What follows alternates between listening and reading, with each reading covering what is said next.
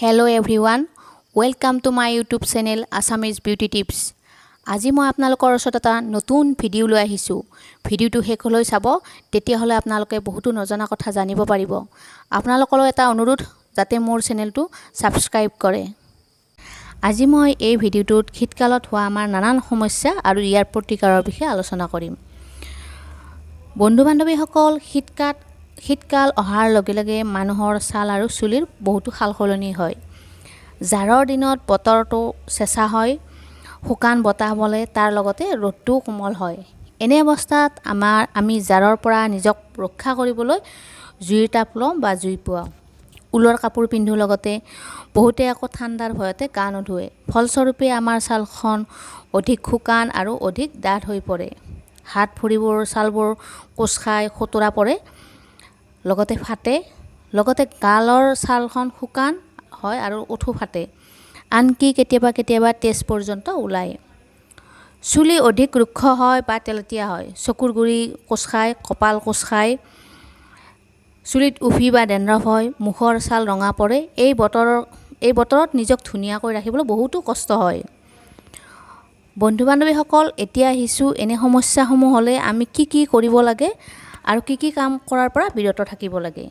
1 number, যাৰ কালি যিমানে ঠাণ্ডা নপৰক কিয় আমি ৰেগুলাৰ গা ধুব লাগে আৰু গা ধুওঁতে আমি সদায় গ্লিচাৰিনযুক্ত চাবোন ব্যৱহাৰ কৰিব লাগে। 2 নম্বৰ, গা ধোৱাৰ পিছত আমি সদায় উন্নত মানদণ্ডৰ লগতে থলুৱাভাৱে প্ৰস্তুত কৰা বডি লোচন বা বডি অইল ব্যৱহাৰ কৰিব লাগে।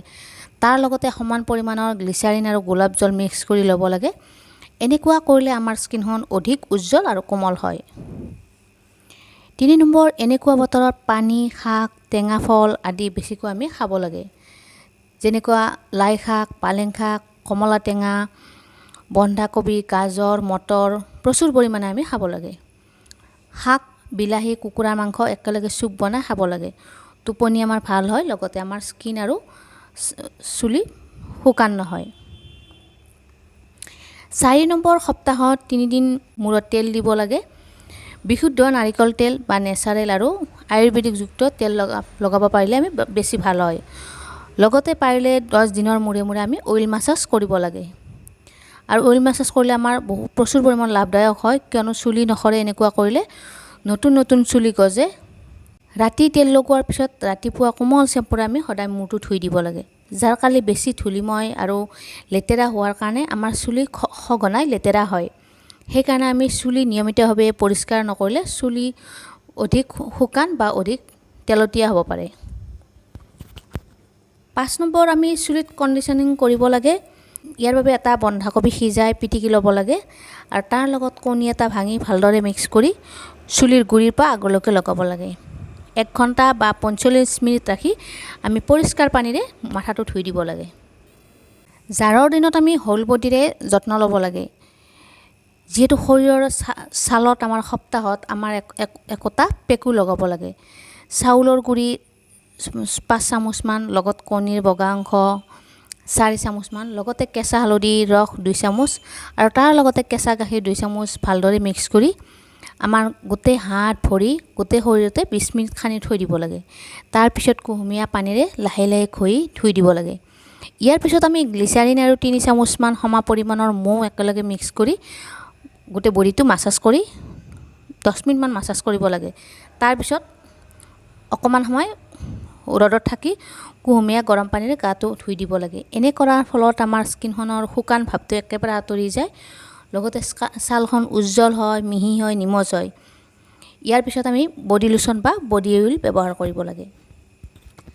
7 নম্বৰ, জাৰকালি আমি সদায় মুখখন ভালদৰে পৰিষ্কাৰ কৰি ৰাখিব লাগে। ৰাতি শোৱাৰ আগতে সদায় আমি আমাৰ স্কিনখন টনাৰেৰে ভালদৰে পৰিষ্কাৰ কৰিব লাগে। যদি স্কিনখন বেছি শুকান হয় তেতিয়াহ'লে মৌ 2 চামুচ গাখীৰৰ সৰ ভালদৰে মিক্স কৰি মুখত মালিচ কৰিব লাগে। তাৰপিছত 10 মিনিট ৰাখি কুহুমীয়া পানীৰে ধুই দিব লাগে।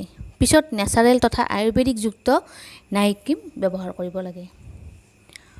8 নম্বৰ, যদি আমাৰ মুখত পিম্পল থাকে তেতিয়াহ'লে আমি 4 খিলামান নিমপাত শুকাই তাৰ লগত চাউলৰ গুৰি 3 চামুচ, লগতে 1 চামুচ কণীৰ বগা অংশ আৰু 2 চামুচ গাখীৰ ভালদৰে মিক্স কৰি গোটেই মুখমণ্ডলতে লগাব লাগে। 10 মিনিট ৰাখি কুহুমীয়া পানীৰে ধুই দিব লাগে। এই পেকটো লগোৱাৰ আগতে আমি সদায় পকি উঠা শালমনৰ পৰা গৰম পানীত কটনত তিয়াই তেজ পুজবিলাক উলিয়াই দিব লাগে। যিমান লেতেৰা বস্তু আছে এইবিলাক উলিয়াই দিব লাগে।